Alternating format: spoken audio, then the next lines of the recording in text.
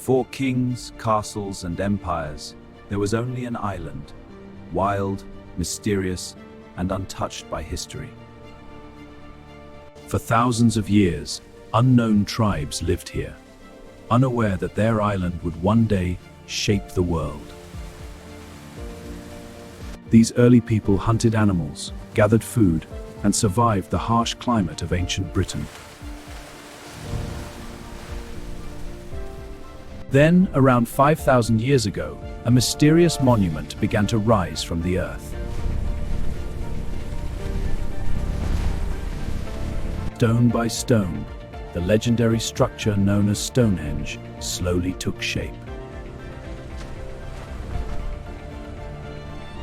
Even today, historians debate its true purpose: religion, astronomy, or something far stranger. Centuries passed, and new tribes arrived from mainland Europe.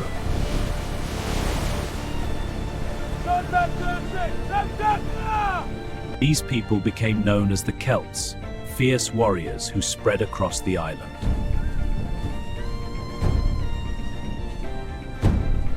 The Celts built villages, farmed the land, and forged powerful tribal kingdoms.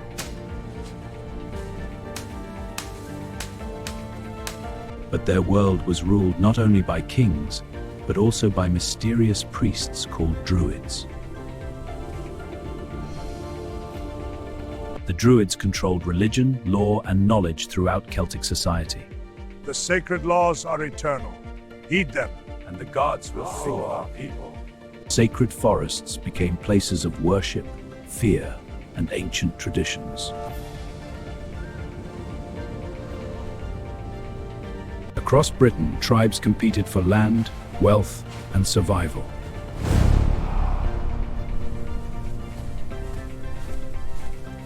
Warriors painted their bodies and marched into battle without fear.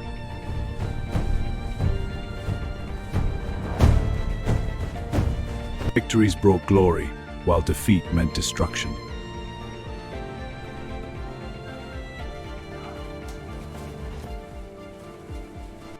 For generations, Britain remained isolated from the great powers of Europe.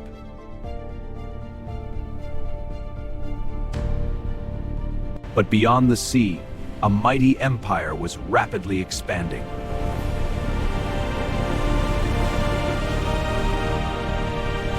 Rome had conquered countless lands, and now its gaze turned toward Britain. Our legions will cross from Gazoriacum. The tides are treacherous, but the prize is great. We will be ready. The people of Britain had no idea that their world was about to change forever.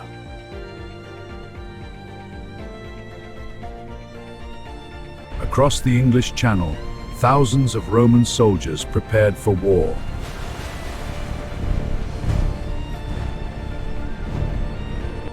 The greatest empire on earth was coming.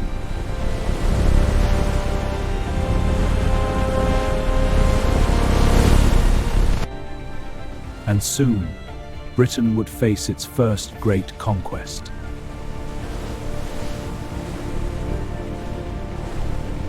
In 43 AD, Roman soldiers would land on Britain's shores and history would never be the same. In the year 43 AD, the mighty Roman Empire launched its invasion of Britain. Emperor Claudius sought glory, wealth, and complete control over the island.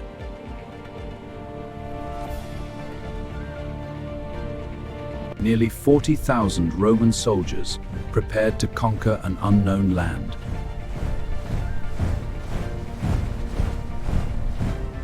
On Britain's shores, Celtic tribes gathered to resist the invasion.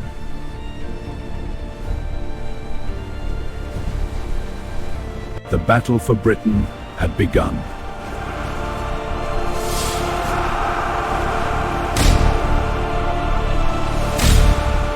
Roman discipline soon overwhelmed the divided tribes.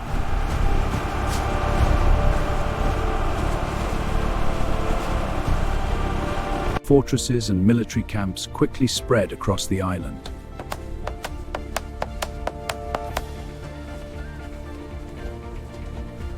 Near the River Thames, a new city began to rise.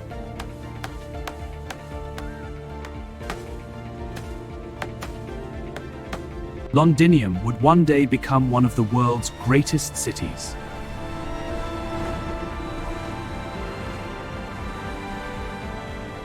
The Romans built roads, bridges, and systems that transformed Britain forever. But beneath the surface, anger and resistance continued to grow. The legions grow weak. Now is the time to strike. Aye. We rally the tribes. No mercy for the occupied. Then, a woman emerged who would challenge the Roman Empire itself.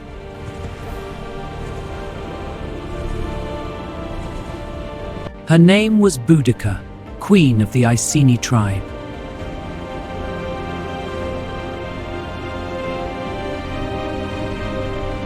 Thousands answered her call.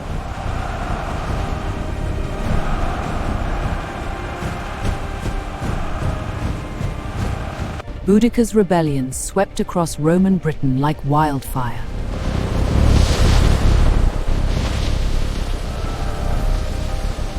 Londinium was destroyed, and thousands lost their lives.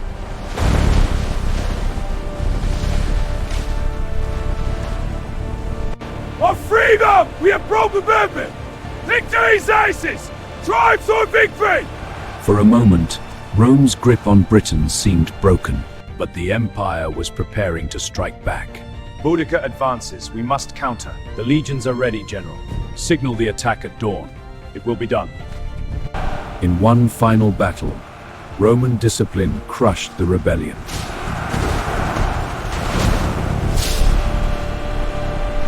Boudica disappeared into history, becoming a legend.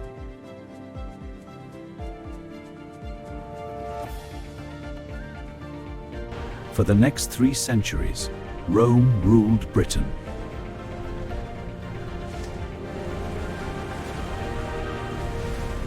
Trade expanded, wealth increased, and Roman culture spread. I'll take this one. How much? 5 denarii, sir. Agreed. Yet the empire itself was beginning to weaken.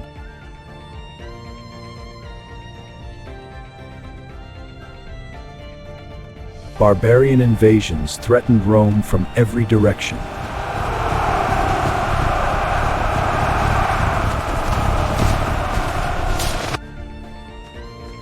Urgent orders from Rome, Commander.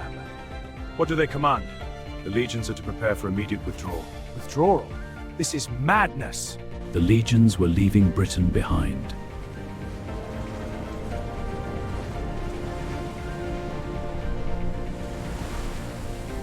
After nearly 400 years, Roman rule had come to an end.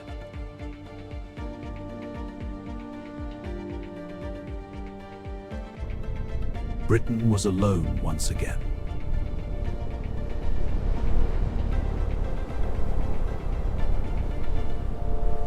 And from across the sea, new invaders were already coming.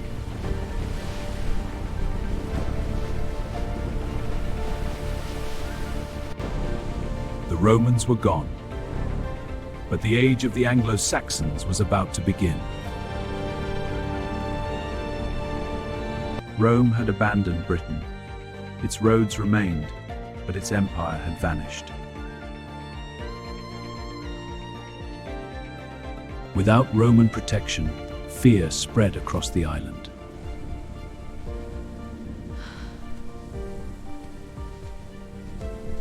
Old enemies returned, and new invaders prepared to cross the sea.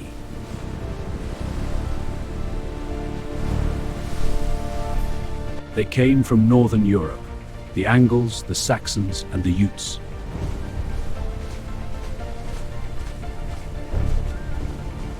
At first, they arrived as mercenaries.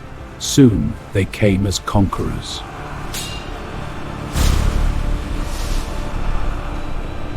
Village by village, kingdom by kingdom, Britain began to change.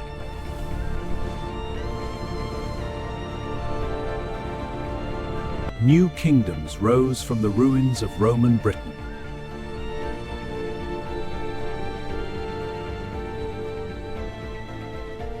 Wessex, Mercia, and Northumbria competed for power. Our forces must be ready. We will crush their advance. Prepare the third for battle. England did not yet exist, only rival kingdoms fighting for survival.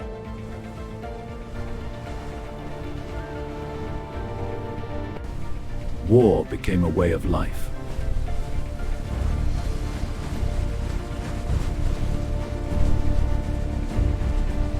Kings fought for land, wealth, and glory.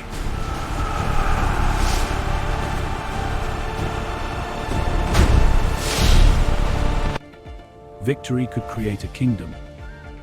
Defeat could erase one forever.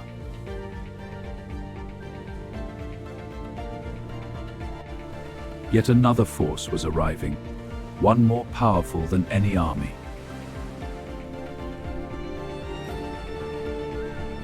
In 597 AD, missionaries from Rome landed in Kent.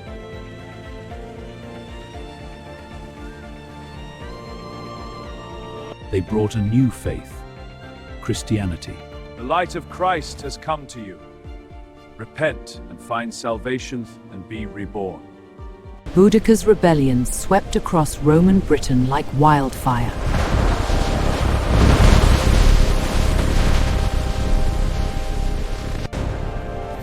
Londinium was destroyed, and thousands lost their lives.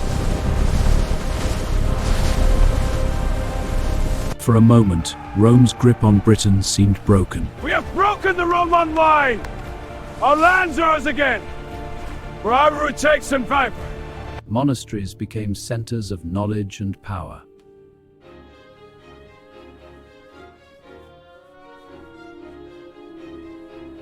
For the first time, England's history was being written down.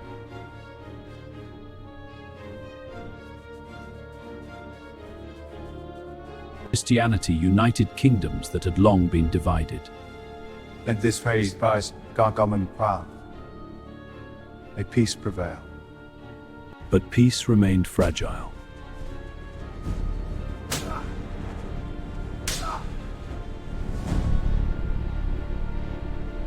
Mercia and Northumbria battled for dominance.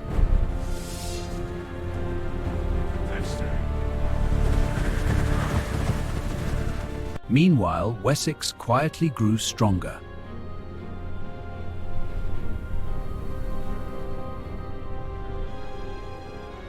Generations passed, and a new identity slowly emerged.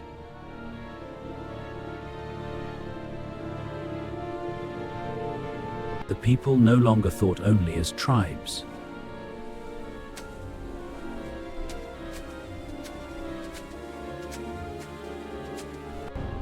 A kingdom called England was beginning to take shape.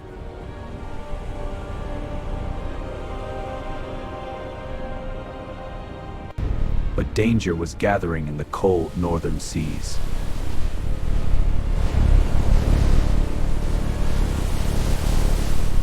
Across Scandinavia, fearless warriors prepared their ships.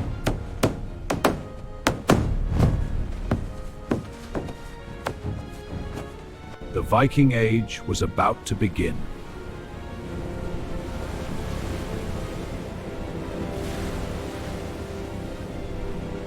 In 793 AD, terrifying warriors from the north would arrive, and England would never be the same again. In the summer of 793 AD, strange ships appeared on England's eastern coast. The monks of Lindisfarne had no idea what was coming.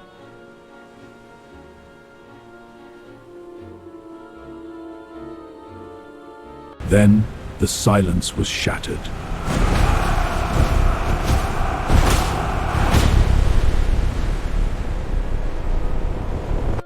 The raid on Lindisfarne shocked the Christian world.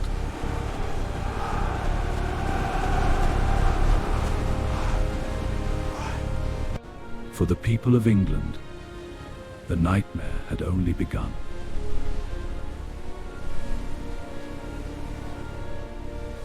Year after year, Viking fleets returned.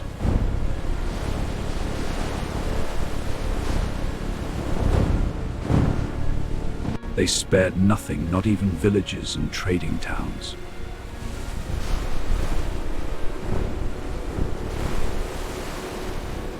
Gold, silver, and sacred treasures disappeared into the north.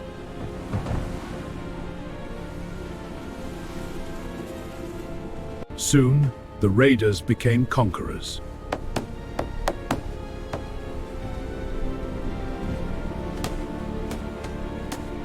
Entire kingdoms began to fall.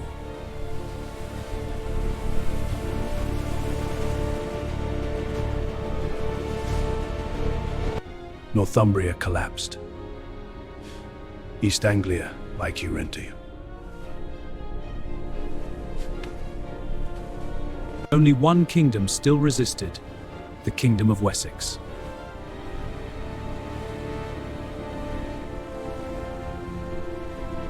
In 871 AD, a young king took the throne.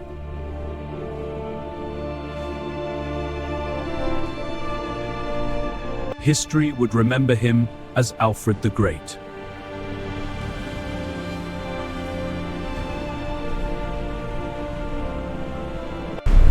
His kingdom stood on the edge of destruction.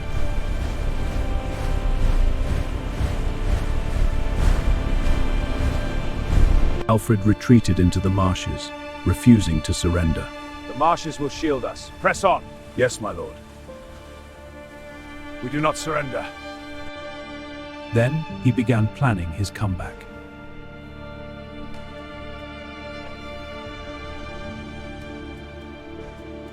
He built fortresses and reorganized his army.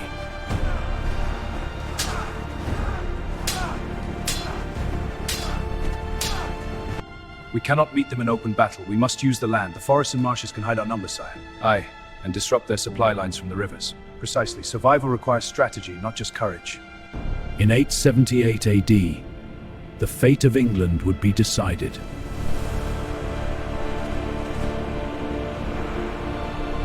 At the Battle of Edington, Alfred achieved a remarkable victory.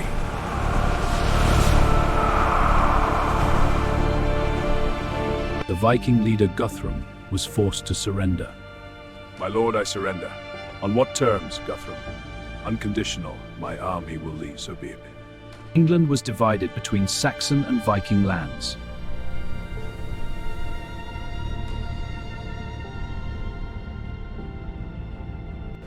The Vikings ruled the north.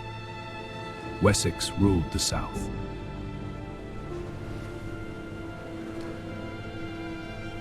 But Alfred dreamed of something greater, a united England.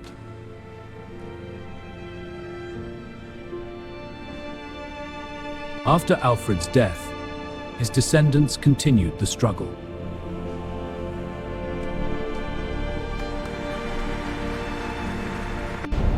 Slowly, the dream became reality.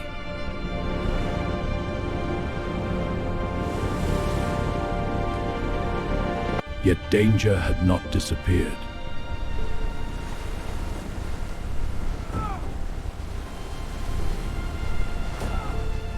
In the 11th century, powerful kings from across the sea claimed England's throne. The throne is mine by blood. My claim is stronger, forged by conquest. Then we must prepare.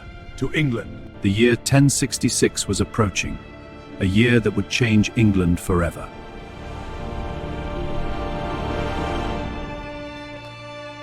The crown is mine by right. England needs a strong leader. Then we fight for the throne.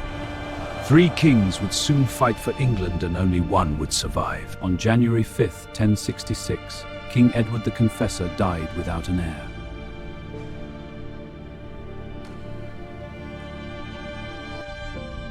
His death created a dangerous struggle for England's crown.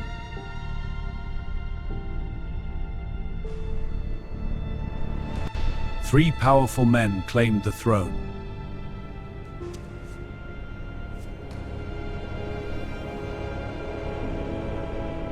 England stood on the edge of chaos.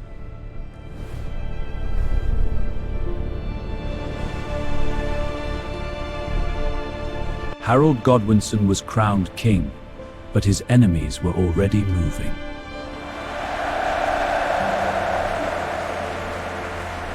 In the north, Viking king Harald Hardrada launched his invasion.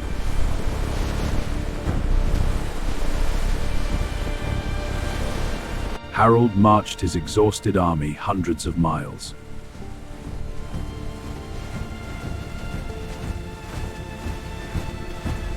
At Stamford Bridge, Harold defeated the Viking invaders.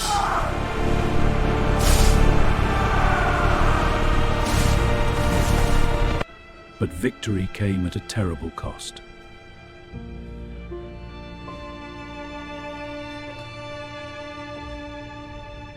Far to the south, another enemy had landed.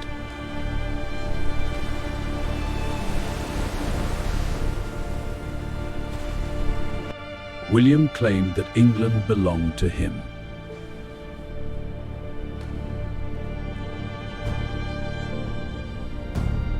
Harold turned south for one final battle.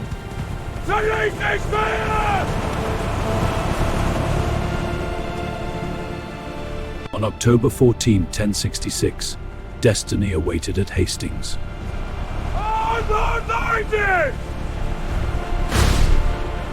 Arrows darkened the sky as thousands clashed.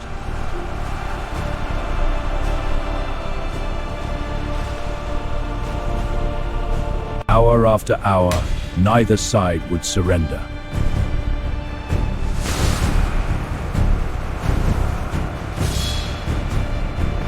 Then, King Harold fell.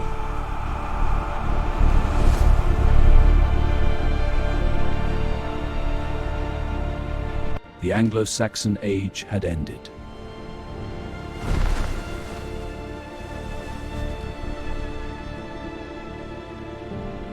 William was crowned king on Christmas Day.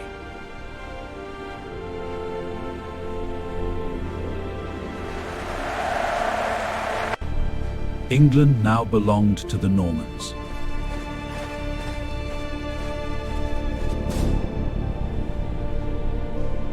Castles rose across the kingdom to control the population.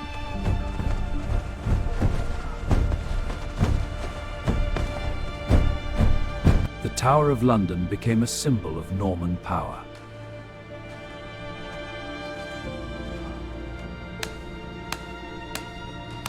French became the language of the ruling class.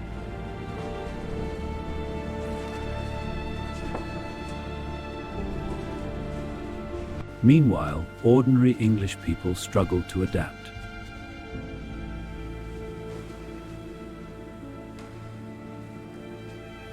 To strengthen his control, William ordered a great survey. Royal officials traveled across England, recording lands for the Domesday Book. The Domesday Book recorded nearly every village and field.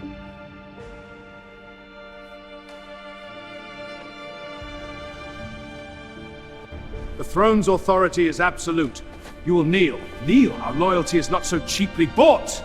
We demand heirs. And why do you rise gates? Heavy taxes angered England's most powerful lords. Payment is due. The king's coffers await. We have nothing left to give.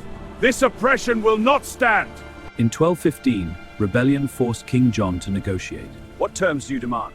Fair laws for all, sire. Sign the charter. I yield. The Great Charter is sealed.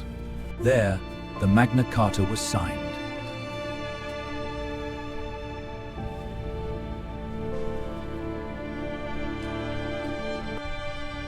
For the first time, a king's power faced limits.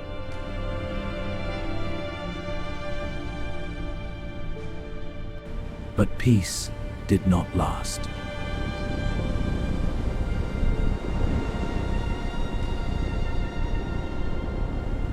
An invisible enemy was approaching from distant lands.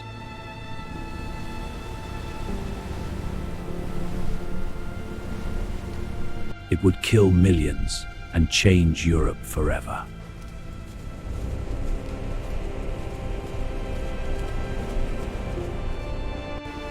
In 1348, death itself would arrive in England, and nothing would ever be the same again. No one understood the invisible enemy hidden among the cargo.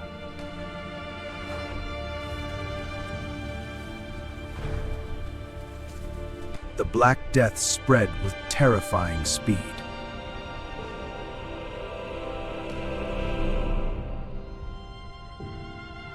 Villages fell silent as entire families disappeared.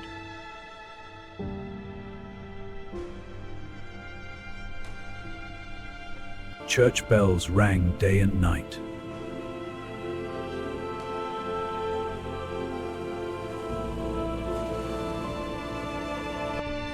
Nearly half of England's population would perish.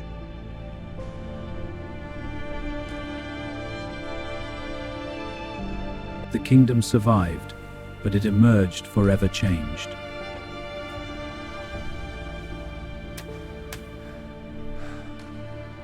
Workers became scarce, and their value suddenly increased. We demand higher wages. Without us, your fields will rot. Half a shilling more, but you work the extra acres. Done. Fair pay for fair labor. The old feudal order was beginning to crack.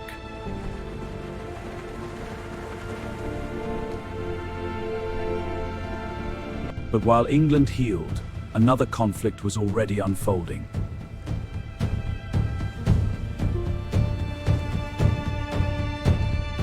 My lords, the throne of France is ours by right. Indeed, sire, the Salic law is misinterpreted. But then we must enforce our right claim. So be it. To France!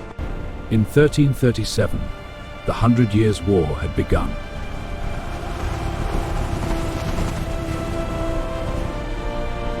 For generations, England and France would battle for power.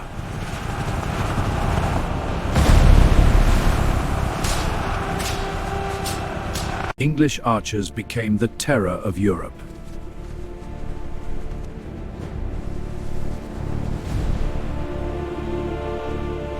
In 1415, King Henry V crossed the Channel. Onward to France, for England and St. George. His army was exhausted, hungry, and outnumbered.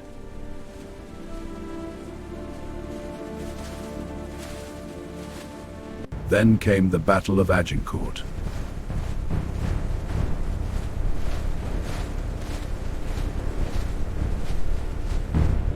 Against impossible odds, the English achieved a stunning victory.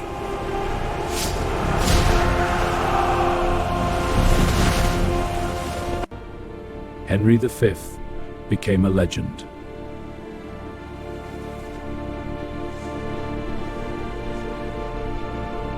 But glory faded as the war dragged on.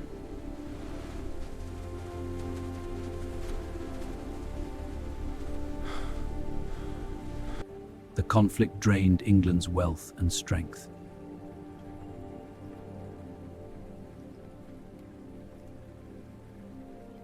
Political tensions exploded at home. Your alliance? It is survival, not betrayal. Enough! We must find unity. Unity under whose terms? Order! We need order! The powerful House of Lancaster fought for control.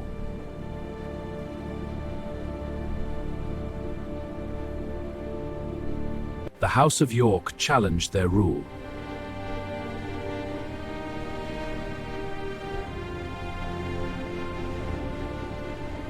England descended into civil war.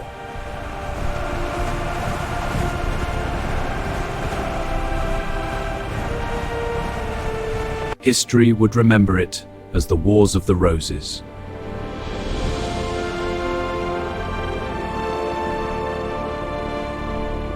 Brother fought brother.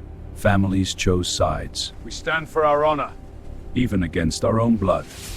Rat blood. We cannot turn back now. Kings rose and fell in rapid succession.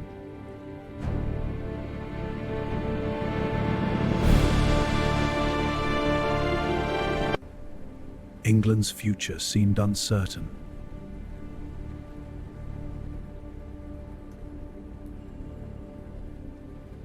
In 1485, two armies met at Bosworth Field.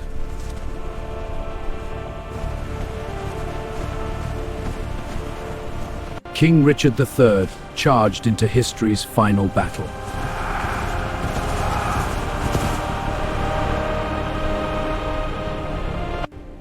By the end of the day, Richard was dead.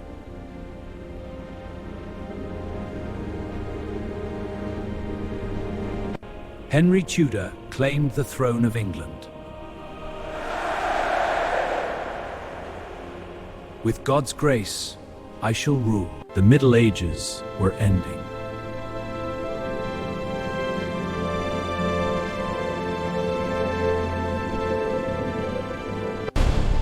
A new dynasty was about to change England forever.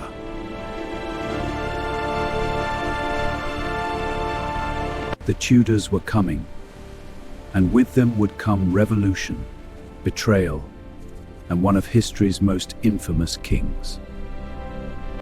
In 1485, decades of civil war ended on a bloody battlefield. Richard III was dead, and Henry Tudor had claimed the crown.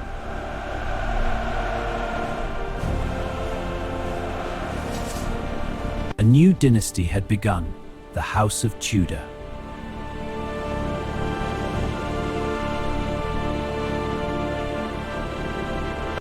Henry VII brought stability to a kingdom exhausted by war.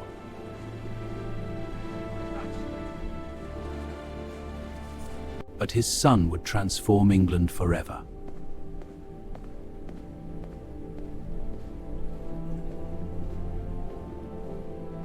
In 1509, Henry VIII became king. I accept this crown and vow to uphold the realm.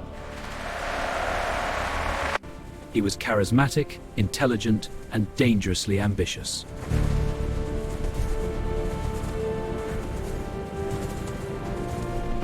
At first, England prospered under his rule.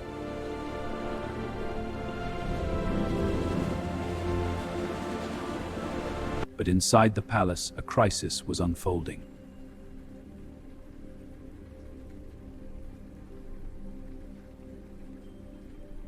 The king desperately wanted a male heir.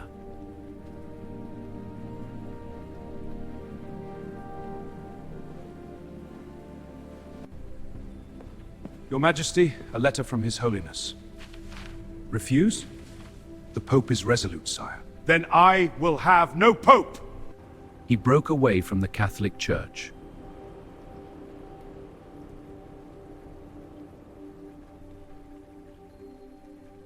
In 1534, the Church of England was born.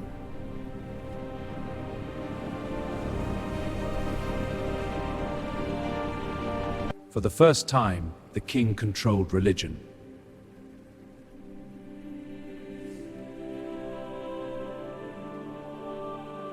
Monasteries were closed and their wealth seized.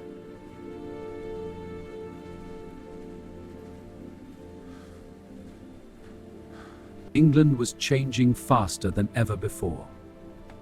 Churches transform across the country. But Henry's personal life brought even more turmoil.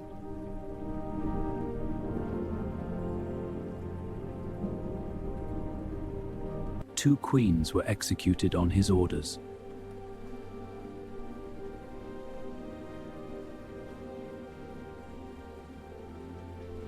The news from the tower is dire. What of the Queen? Is she safe? Safe, the king grows more suspicious by the hour. Then we are all at risk. When Henry died in 1547, England faced an uncertain future.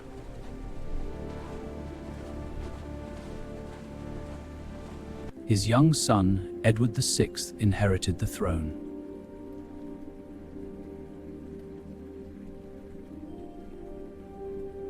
But Edward's reign would be short. The fever persists, Your Majesty. The pulse is weak and thready. We must continue the regimen. In 1553, Mary I became queen.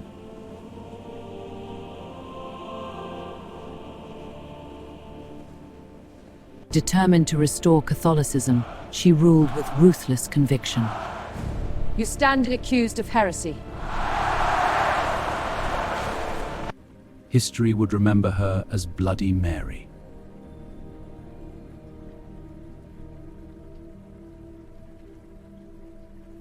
Then, in 1558, a new queen took the throne.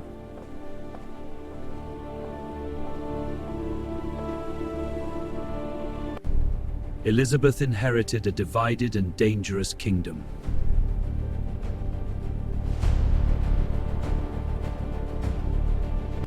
My lords, with intelligence and determination, we shall restore stability. Your Majesty, the Council supports your vision.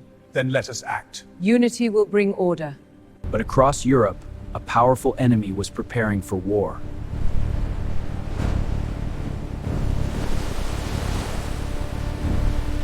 In 1588, King Philip II sent the mighty Spanish Armada.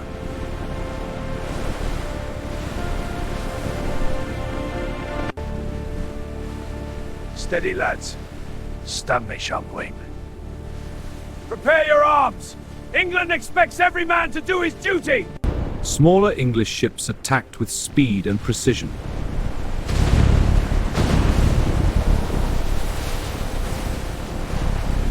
Then nature itself turned against Spain.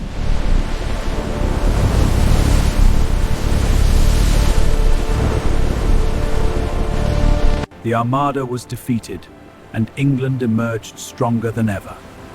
Let this victory resound through the ages. England was now becoming a major world power. Ready the sails! We set course for distant oceans. Explorers prepared their ships, driven by ambition and hope. But a new century was approaching, and with it, a new conflict. The Tudors were gone. Soon, kings would battle Parliament, and England itself would descend into civil war.